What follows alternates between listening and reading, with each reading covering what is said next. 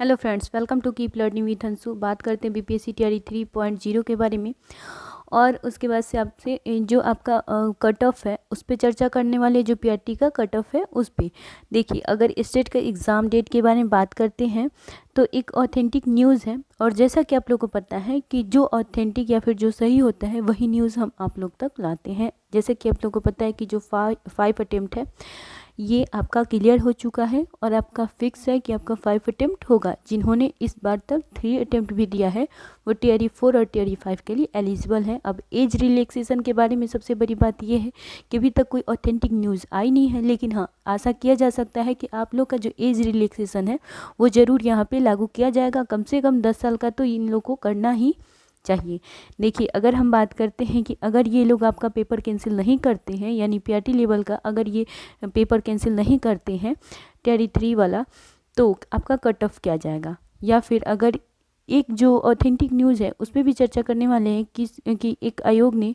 जो कहा है, जैसे कि आप देख सकते हैं यहाँ पे कह रहे हैं पेपर लीक के बारे में कि आयोग के परीक्षा नियंत्रण रवि भूषण का बयान कि परीक्षा से पहले पेपर लीक की कोई खबर नहीं है, परीक्षा बाद पेपर लीक पर क्या कहा जा सकता है। फिलहाल परीक्षा रद्द होने पर कोई विचार नहीं किया गया है और ठोस सबूत मिलने पर परीक्षा को रद्द की जाएगी। अभी तक मतलब इनका कहना है कि कोई ठोस सबूत मिला ही नहीं है, तो फिर ये क्या है। आप लोग देख सकते हैं जो परीक्षा रद्द होने या ना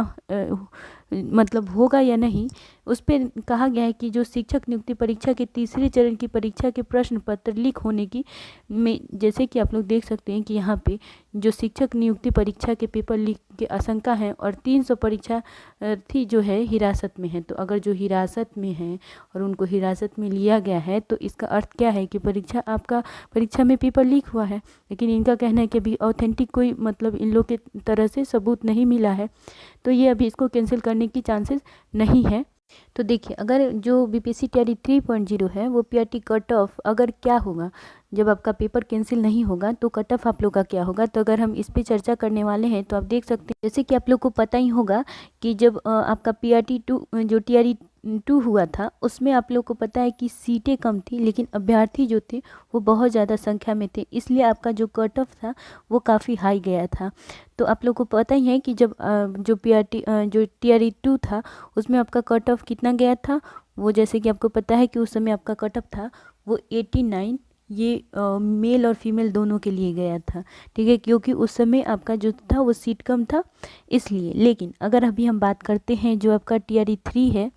उसमें अगर हम मेल और फीमेल का बात करते हैं तो यहाँ पे आप लोग देख सकते हैं कि अगर मेल के लिए हम बात करते हैं तो यहाँ पे आपका मेल का जो होगा वो 75 से 80 होगा। लेकिन अगर फीमेल का वहीं पे हम बात करते हैं तो यहाँ पे अगर ये कैंसिल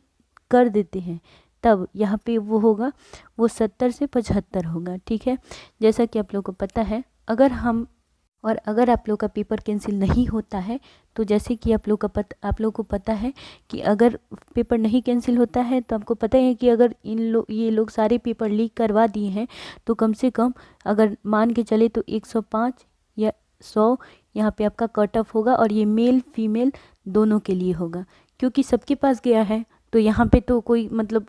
लो और हाई का कोई बात ही नहीं है उठता है। लेकिन अगर पेपर नहीं कैंसिल होता है तो आप लोग देख सकते हैं कि आपका कट ऑफ बहुत हाई जाएगा और बहुत सारे अभ्यर्थी के जो है वो यहाँ पे क्या है कि कोशिश को नाकाम किया जा रहा है। लेकिन अगर आप बात करते कि छापेमारी के साथ कुछ अभ्यर्थी को पकड़ा गया है तो हाँ, ऑफ कोर्स इसको कैंसिल करना चाहिए और आप लोग इस पे बहुत ज़्यादा संख्या में यहाँ पे एक्टिव होके और काम करें। लेकिन ऐसा